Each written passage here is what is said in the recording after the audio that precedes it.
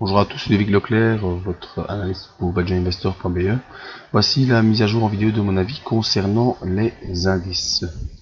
L'analyse qui se fera pour la semaine du 8 février 2016 en collaboration avec EPIXM sur une plateforme de TradingView.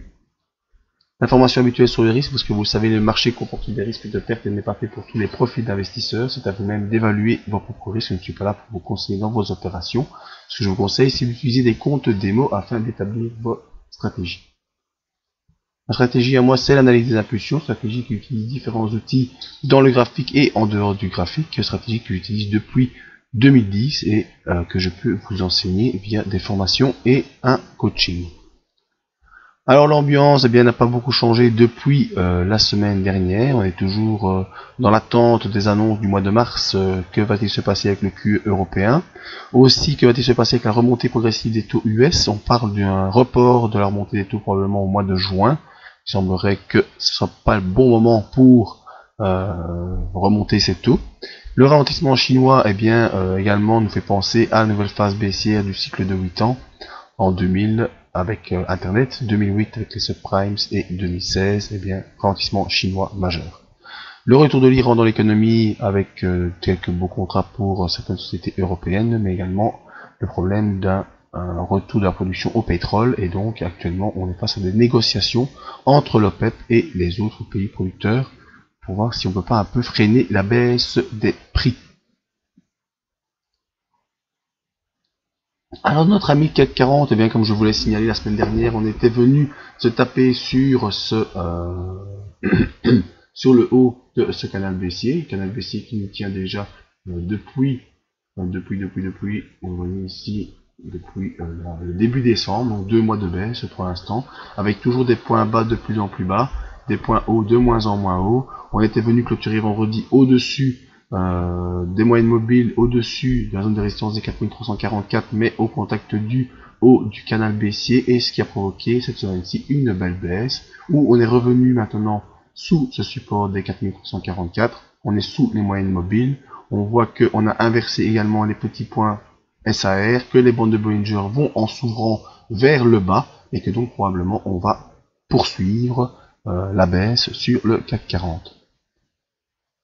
Au niveau des indicateurs, notre MACD est toujours bien en dessous de 0 et va probablement croiser à la baisse son signal une nouvelle fois pour réaccélérer vers le bas, mais également le RSI qui est en train de s'enfoncer sous les 40, donc la pression baissière augmente. Alors vers où se dirige-t-on sur ce CAC 40? Eh bien, pour l'instant, premier palier à surveiller, ce sera cette zone ici,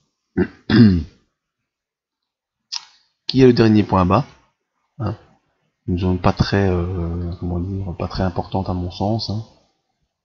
Zone de support, on va la mettre en vert. 4125 points.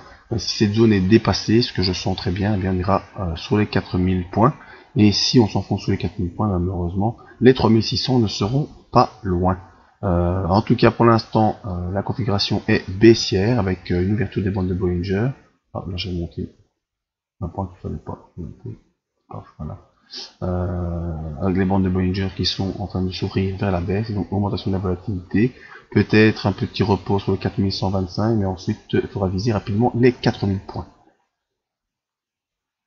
Alors, sur notre SP500,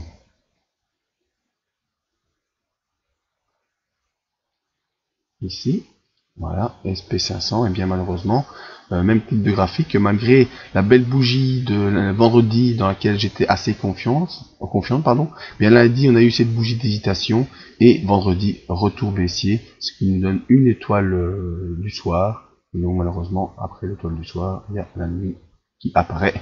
On repasse sous les moyennes mobiles, on inverse les points paraboliques SAR, mais pour l'instant on tient toujours au-dessus des 1871. Rappelle que si on enfonce les 1871, eh bien les 1400 sont le prochain support pertinent. Mais bon, c'est un scénario assez catastrophique. On verra s'il n'y a pas d'autres paliers à trouver d'ici là. Donc à surveiller les 1871, auquel cas on accélérerait à la baisse vers des points plus bas. Au niveau de nos indicateurs, eh bien malheureusement le MACD toujours sous 0, est toujours pour l'instant au-dessus du signal, mais semble se retourner, et le RSI qui va probablement s'enfoncer sous les 40. Donc lundi, journée très importante à surveiller, car si on a une journée de baisse sur le CAC 40 et sur le S&P 500, ça confirmerait l'enfoncement de points de support très importants, et donc une probable nouvelle accélération baissière à la clé. Voilà, c'est donc mon avis sur ces deux indices. Pour me contacter, bien l'adresse mail, le site internet, n'oubliez pas de venir vous inscrire sur ce site en bas de page à la mailing list pour recevoir toutes les infos et toutes les news, toutes les analyses, mais également pouvoir venir demander vos analyses si vous en avez le souhait via la zone contact. C'est complètement gratuit et je fais votre analyse dès que j'ai le temps. Et pour de meilleures formations sur l'analyse des impulsions et pour vous-même faire vos analyses, et bien n'oubliez pas toutes les formations en trading qui sont disponibles via le site. Merci à tous, à tout.